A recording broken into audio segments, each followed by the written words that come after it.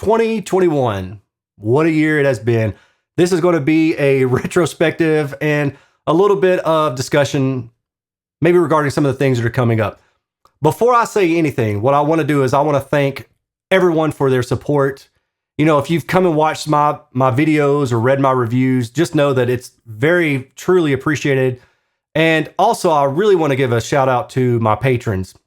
That's something I started due to encouragement from a few viewers. And I thought, well, I'll give it a shot. And I've got, I don't know how many patrons. I've got a good bit, especially, for this small of a channel. The patrons are really what allow me to kind of keep doing what I'm doing. When I started this channel about a year and a half ago, my goal was just to break even.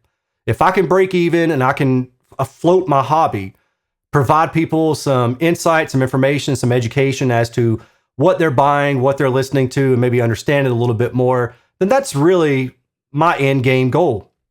And I was paying for a lot of stuff myself. Some manufacturers send me things and some don't. But a lot of times, yeah, I was coming straight up out of pocket. And YouTube, I make maybe like 2 cents per view on average. This is a small channel, as I said, not many views for the most part, at least in the grand scheme of things. And, for me to spend the money that I was spending it was kind of getting ridiculous. But my patrons have really helped save my butt there. And with patron funds, actually, I was just recently able to purchase the entire lineup of the Polk XT speakers. So keep an eye out for that review. That'll be coming. It's all the Polks. It's their bookshelf, 2 of their center channels, and 2 of their towers. I bought everything except for the Atmos speaker and their subwoofer because I just can't afford that additional money. I spent about $1,200 to $1,300 on those speakers, and I'll be selling them locally when I'm done, but I will also be giving at least 1 pair, maybe 2 pair away to my patrons. So my patrons, thank you, and keep an eye out for that because that will be coming soon. I really haven't done a lot of driver testing this year. I've focused mainly on the loudspeaker testing because I've got the clipable near field scanner, and it's a really cool toy, and I'm excited about being able to use that and analyze speaker performance. But another reason that I'm not really too hyped up on driver testing is just because, let's be honest, if you've been doing this for a while like I have, you've probably not seen much that really excites you. Drivers, they play to a certain frequency. You take FS and, probably don't cross it below that. You take the diameter of the cone, you can figure out the beaming point. And above that, as long as it's pretty well damped, pushes out the breakup modes pretty high or knocks them down pretty low, and it's a good driver. But I do occasionally find drivers that excite me.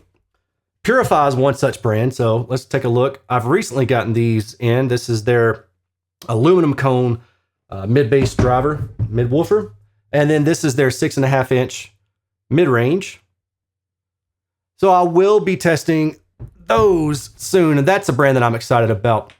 But for the most part, unless it's something that I'm really curious about, something that's maybe very different, I feel like maybe it's pushing the envelope, drive units just don't really do it for me anymore. And I know some of you DIY types maybe are sad to hear it, but I think at the same time, you can totally understand because like I said, if you've been doing this for a while, you know what to expect as soon as you see a driver of a certain size.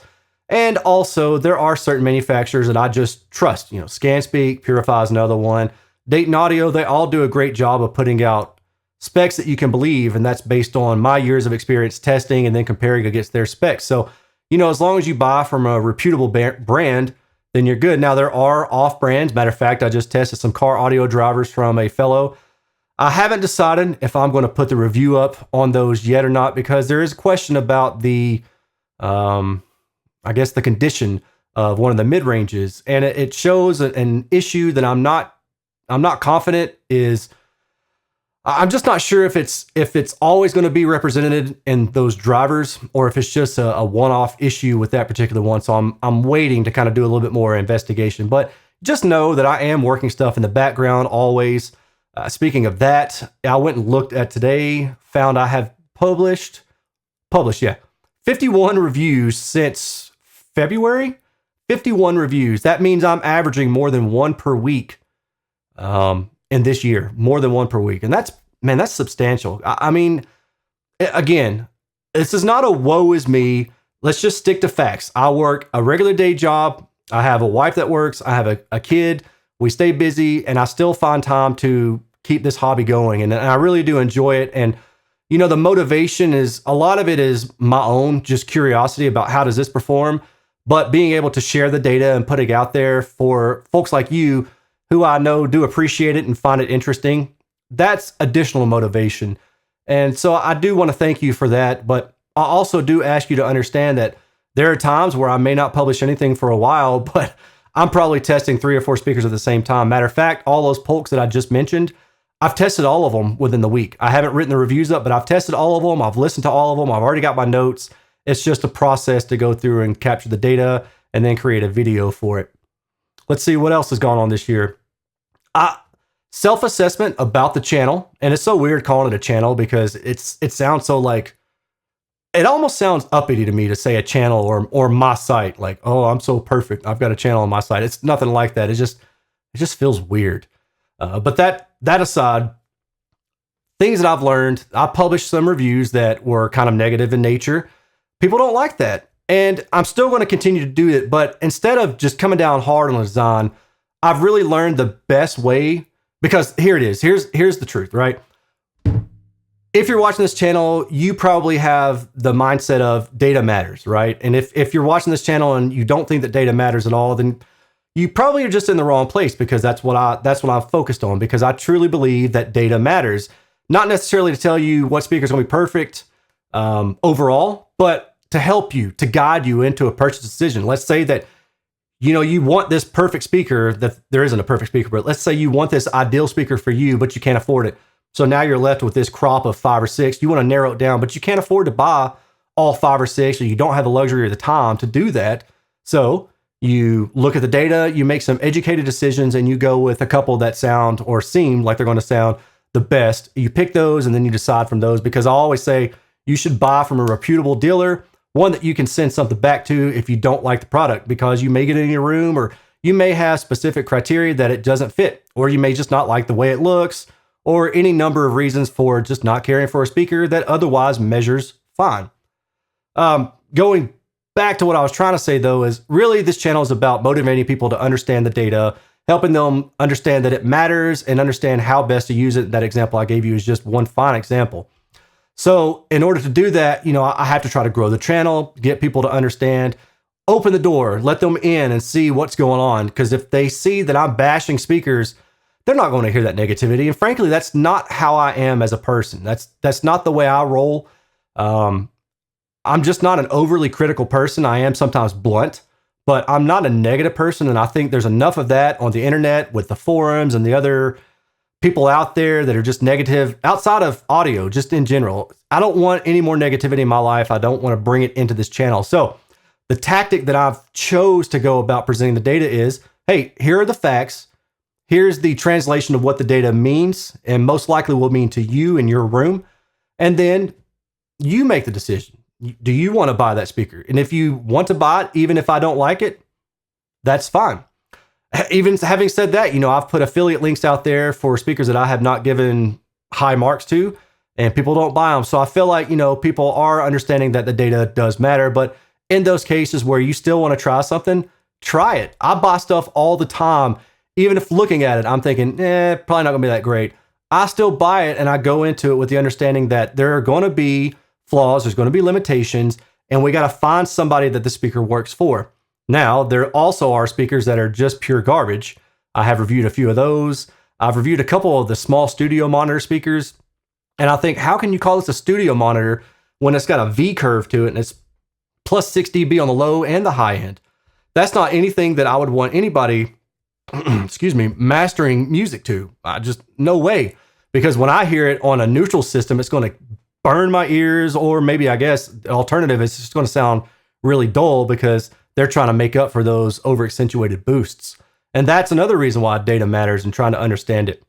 For 2022, I really just hope to keep doing the same thing. I hope that I'm able to continue to provide you all with data. I'm going to try to throttle it back a little bit, because I think, I published 60 something reports. I made probably 50 something videos in less than a year. Maybe I need to throttle things back and just, enjoy it. And I'm not, so the cool thing is that I don't at all feel like I'm sacrificing quality.